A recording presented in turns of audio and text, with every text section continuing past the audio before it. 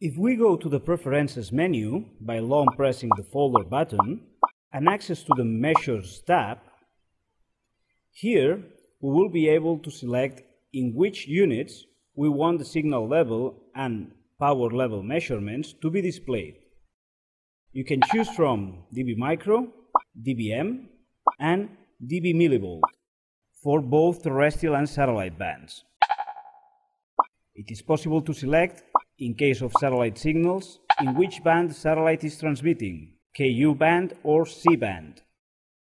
It is needed to choose the right band in order for the meter to downconvert the satellite transponder frequency correctly to L band, which is the band we can see with the HD Ranger built-in spectrum analyzer.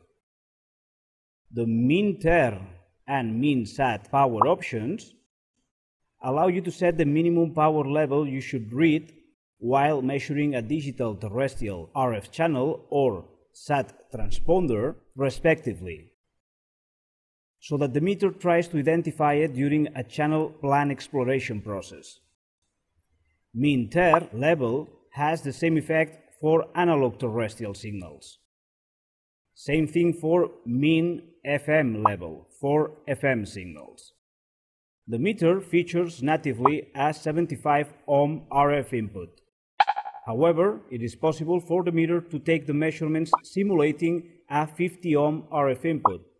This can be set in the input impedance field.